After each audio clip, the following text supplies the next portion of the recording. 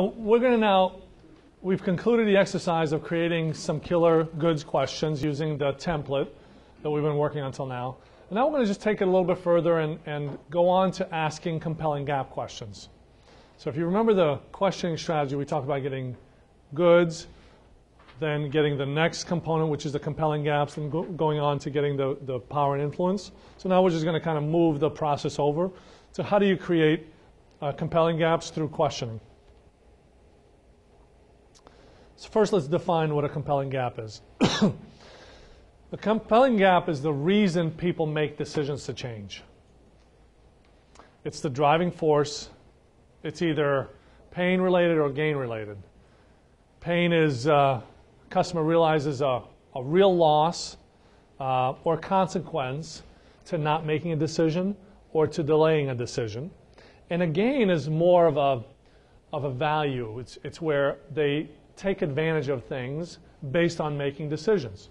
So it's opportunities and ROI type of stuff. It's kind of two sides of the same coin. One is cost and consequence. The other is opportunity and value.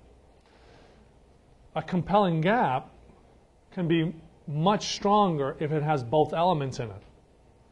And often compelling gaps do have both elements, but most of us don't ask enough questions to identify both elements, and so we then don't have enough of an advantage when we're positioning price and solutions. One of the most valuable things we can do in our questioning process is ask enough questions, or enough of the right questions, to begin to quantify the pain or the gain in terms that the customer uses to evaluate their business and how they make decisions. The more quantifiable the pain and the gain, the easier it is to connect the solution and demonstrate the value of whatever it is we're proposing.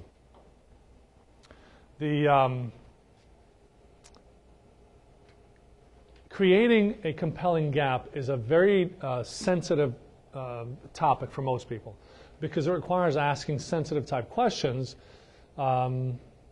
that are necessary but not comfortable in a normal environment, unless they are a follow-up to what we discussed earlier, which is the goods.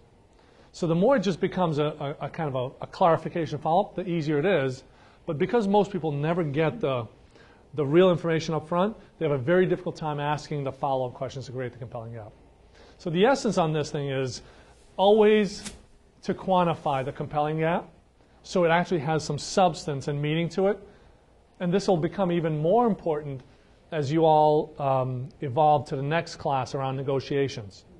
It's very hard to negotiate unless you create and understand some tangible cost, consequences, impacts, and value that then give you the leverage to properly position a solution in a win-win type situation.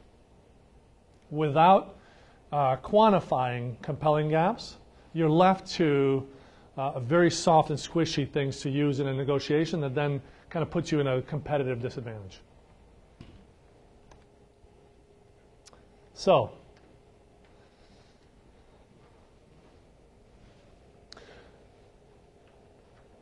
let's kind of qualify or quantify the difference between a gap and a compelling gap. A gap is anything that is the difference between where you want to be and where you are. But gaps aren't often enough to make people make a decision to change. The human nature of wanting to stay the same, kind of the status quo, the resistance, almost always will win out until the gap becomes a compelling gap. And where a lot of us as salespeople make the mistake is we hear a gap and we stop there and we think it's enough. And then deals stall, deals don't happen, customer doesn't change from their current vendor. They keep doing what they're doing. Even though they told you that they didn't like certain things, they still keep doing it. Because we accepted the gap without, through questioning, taking it to a whole nother level and making it compelling enough for the customer to say, no, I cannot continue this way. And now I understand why I can't continue.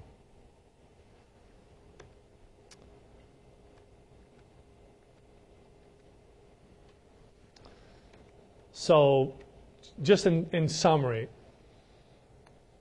the compelling gap is the only way to overcome the natural tendency that customers have in not willing to make changes or make decisions that are different from what they're accustomed to doing. And we can't stop without at least asking one or two questions that help us quantify that compelling gap. So here's kind of how the process works.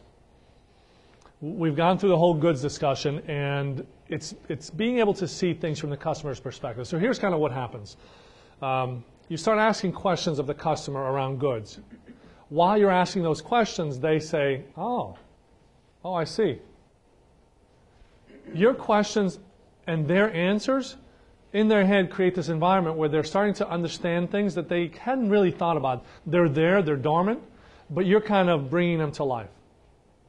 Things like, as you consider your top two suppliers, what are the 2 or 3 things they do well that add value to you? It gets them thinking about those things.